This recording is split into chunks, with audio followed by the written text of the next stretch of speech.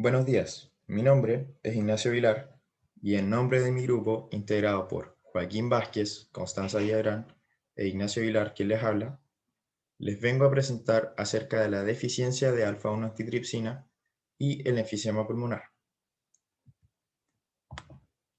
Primero las generalidades. La alfa-1 antitrypsina es un factor protector de las paredes alveolares. Esta va a permitir mantener la tensión superficial y facilitar el intercambio gaseoso en estas estructuras que son los alveolos pulmonares.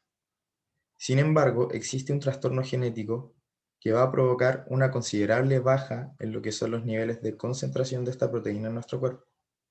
Esto va a provocar una enfermedad llamada enfisema pulmonar, la cual consiste principalmente en el daño de las paredes alveolares. Objetivo. El principal objetivo de esta revisión bibliográfica es poder identificar la relación entre la alfa-1 antitrypsina y el enfisema pulmonar, junto con comprender cómo funciona esta proteína en nuestro cuerpo y a qué se debe su baja de concentración en el organismo. Este tema es de suma importancia tanto desde el punto de vista biológico como médico. Desde el punto de vista biológico, nos va a permitir comprender cómo funciona nuestro cuerpo cuando hay correctos o incorrectos niveles de concentración de alfa-1 antitrypsina. Y desde el punto de vista médico, nos va a permitir conocer acerca de la sintomatología y algunas señales que nos puedan indicar que las concentraciones de alfa-1 antitrypsina no están en un correcto nivel. Por ende, también nos puede permitir buscar alguna alternativa de tratamiento para poder lograr un alza de estas concentraciones de alfa-1 antitrypsina en caso de que algún paciente presente deficiencia de esta proteína. Bueno, para poder comprender cómo actúa esta proteína en nuestro cuerpo y en qué consiste el enfisema pulmonar, primero debemos comprender cómo funciona el pulmón sano. En esta primera imagen se muestra un pulmón sano y apunta específicamente a los alvéolos pulmonares. Los pulmones son órganos vitales para la respiración. Esto porque se encargan de llevar a cabo el proceso del intercambio gaseoso con la sangre. Para esto, los alvéolos se encuentran en estrecho contacto con los capilares. Cuando inhalamos, ingresamos oxígeno a nuestro organismo hasta que éste va a llegar a los alvéolos, para luego pasar a los vasos sanguíneos. Luego sale la sangre oxigenada desde los pulmones y es distribuida hacia todo nuestro cuerpo. A medida que se va usando este oxígeno, el cuerpo va a comenzar a producir un gas de desecho llamado dióxido de carbono o CO2, el cual va a ser expulsado mediante la exhalación. Esta segunda imagen hace referencia a lo que son las EPOC, o enfermedades pulmonares crónicas obstructivas. Estas van a causar dificultades para poder llevar a cabo el intercambio gaseoso y pueden ser causadas por distintos factores, ya sea por el entorno del paciente, como se da mucho en los casos de los fumadores, o por algún factor genético. Estas tienen dos principales formas, bronquitis crónica y enfisema, siendo este último al cual voy a hacer referencia. Esta tercera imagen presenta dos tipos de alvéolos, unos alvéolos saludables y otros alvéolos con enfisema, en donde se aprecia claramente una coloración mucho más oscura en los alvéolos con enfisema, mientras que los alvéolos saludables están de una coloración normal, más clara. El enfisema pulmonar corresponde a un trastorno obstructivo en el pulmón, que es clasificado como EPOC y afecta específicamente a nuestros alvéolos pulmonares.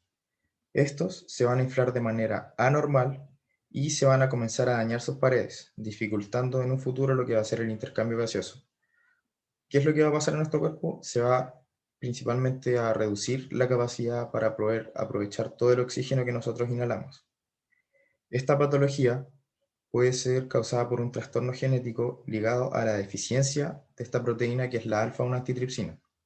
Es decir, va a haber una baja de esta concentración de esta proteína en nuestro cuerpo en comparación a la concentración de elastasa, generando un desequilibrio de estas dos moléculas en nuestra sangre. Esta primera imagen es una molécula de alfa-1 antitrypsina. La alfa-1 antitrypsina es un inhibidor de elastasa de los neutrófilos o antiproteasa pulmonar. Es transportada mediante la circulación pulmonar y es sintetizada principalmente en nuestro hígado por hepatocitos y monocitos, pero también es sintetizada en una menor proporción por macrófagos alveolares y algunas células epiteliales. Esta proteína tiene como principal función proteger a nuestros pulmones de la destrucción tisular mediada por proteasa. Esto quiere decir que degradan la elastasa presente en nuestros alveolos pulmonares. Esta segunda imagen corresponde a una molécula de elastasa. La elastasa es una enzima proteolítica o proteasa. Está conformada por 218 aminoácidos y es producida por los leucocitos polimorfonucleares. Estos tienen tres formas: neutrófilos, eosinófilos o basófilos. La elastasa es de suma importancia en nuestro cuerpo, ya que se va a encargar de eliminar los productos de la degradación tisular y de destruir células dañadas y algunas bacterias de nuestros pulmones. Sin embargo, ¿cuándo la elastasa se va a volver negativa para nuestro organismo? Cuando no va a poder ser neutralizada por esta proteína que es la alfa-1-antitripsina. ¿Qué va a pasar en nuestro cuerpo en este caso? La elastasa va a comenzar a digerir el tejido conectivo y otras células pulmonares que están sanas. Y aquí es donde se produce el mayor problema. Bueno, composición y características de la alfa-1-antitripsina. La alfa-1-antitripsina es la proteasa más abundante en nuestro suero sanguíneo. Es una proteína de fase aguda sintetizada principalmente en el hígado. Está formada por un total de 394 aminoácidos, los cuales están organizados en 3 láminas beta y una zona reactiva móvil, formada por los aminoácidos metionina y serina. Estos dos aminoácidos tienen la capacidad de formar un enlace covalente e irreversible con la elastasa. Este enlace covalente va a producir un cambio conformacional drástico que no solo va a lograr inhibir a esta proteasa que es la elastasa, sino que la va a preparar para ser destruida por el hepatocito. La alfa-1-antitripsina es altamente hidrosoluble y difusible en tejidos.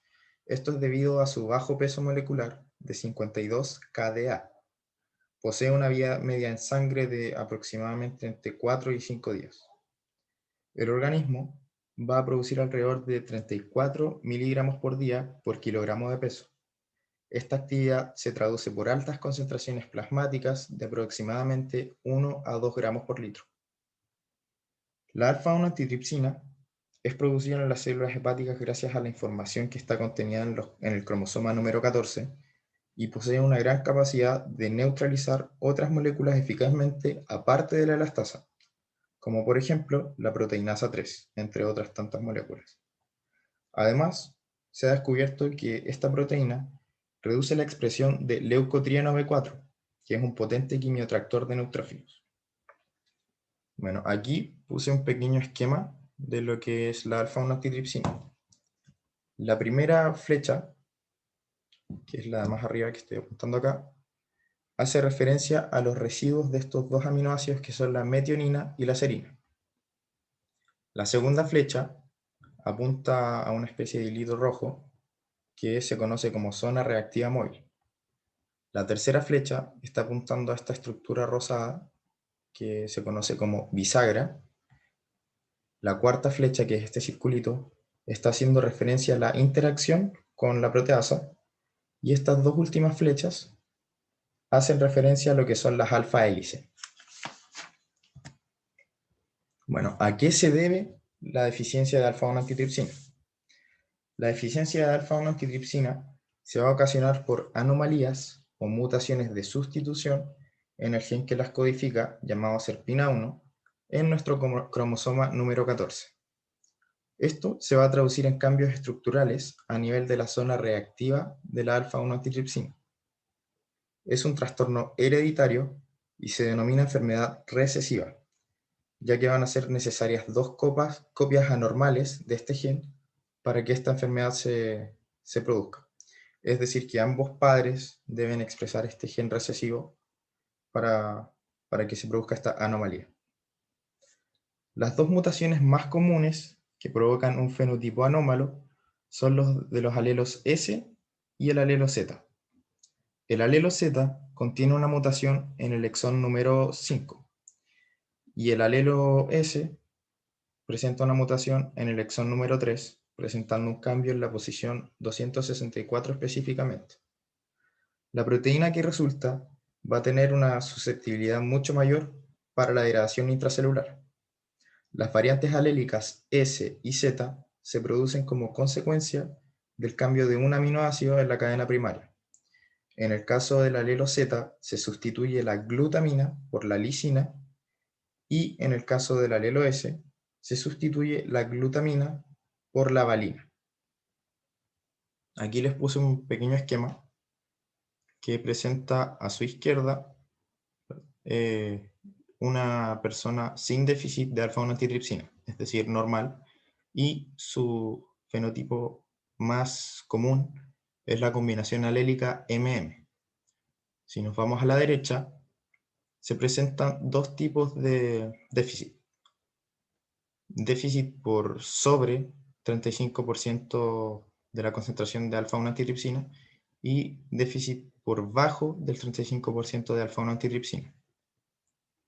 En el caso de los valores por sobre un 35% de concentración de esta molécula, va a ser mucho menos grave que la otra que les voy a presentar. Y sus combinaciones alélicas pueden ser MS, SS, MZ o SZ.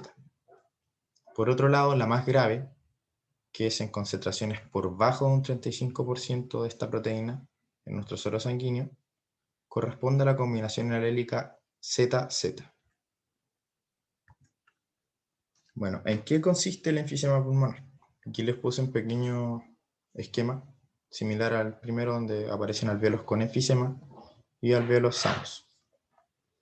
El enfisema pulmonar es un tipo de enfermedad obstructiva crónica que consiste en el daño de las paredes alveolares. Los alvéolos normalmente poseen una estructura elástica para poder inflarse y luego poder volver a su estado original en cuanto ocurre el intercambio gaseoso. Lo que sucede en presencia del enfisema pulmonar es que las paredes de los alvéolos comienzan a dañarse, pierden su elasticidad y provoca que el aire de los pulmones no pueda salir correctamente. Es decir, se va a dificultar el proceso de exhalación. A esto se le llama estancamiento del aire y causa la hiperinflación de nuestros pulmones. La combinación de tener más aire en nuestros pulmones constantemente y el gran esfuerzo que se requiere para respirar hace que la persona comience a sentir falta de aire. La obstrucción de las vías respiratorias se presenta con el enfisema, dado que el alvéolo que normalmente va a ayudar a mantener las vías respiratorias abiertas no lo va a poder hacer durante el proceso de inhalación o exhalación, provocando un colapso en las vías aéreas.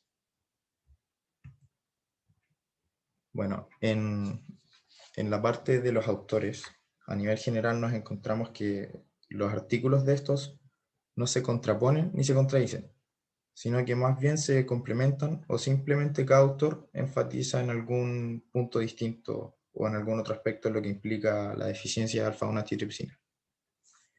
Primero, el artículo de Beatriz Lara habla acerca de que la deficiencia de alfa-1 antitripsina es el primer factor genético relacionado con el desarrollo de enfisema pulmonar, y la conformación anómala de esta proteína implica que no alcanzan los órganos diana por polimerizar en el hepatocito. Polimerizar quiere decir agrupar monómeros para poder formar polímeros. El artículo de Beatriz Lara, por lo tanto, va a exponer principalmente acerca de la alfa-1 antitripsina ligada a las células hepáticas, mientras que otros artículos, como por ejemplo el de Alberto González Chávez, se focalizan más en los efectos que provoca como tal la deficiencia de esta proteína y en lo que son sus manifestaciones clínicas, planteando, por ejemplo, que la deficiencia de alfa-1 antitripsina es una enfermedad de baja prevalencia que genera expresiones clínicas que son poco conocidas, y los pacientes que la presentan no solo van a tener una mayor predisposición a infecciones pulmonares, sino que cuando estas infecciones pulmonares se presentan, se van a presentar de una forma más grave y más agresiva. El artículo de Aquiles A. Camelier se centra principalmente en los aspectos fisiológicos, explicando además el mecanismo inhibidor de la alfa-1 antitripsina, el cual va a funcionar a través de una unión entre la alfa-1 antitripsina y la proteasa, que en este caso va a ser la elastasa, en donde ocurre la destrucción de una molécula de alfa-1 antitripsina por cada proteasa inhibida, de modo que va a haber una pérdida de esta proteína. Además, este autor agrega que la alfa-1 antitripsina también posee funciones antiinflamatorias en nuestros pulmones, lo cual muy pocos autores señalaron. Por último, el artículo de NeumoWiki enfatiza notablemente en lo que son las manifestaciones clínicas y principalmente en lo que es el tratamiento de la deficiencia de alfa-1 antitripsina. Este señala que en un principio el tratamiento para esta deficiencia de esta proteína consistía en una cirugía de reducción de volumen pulmonar.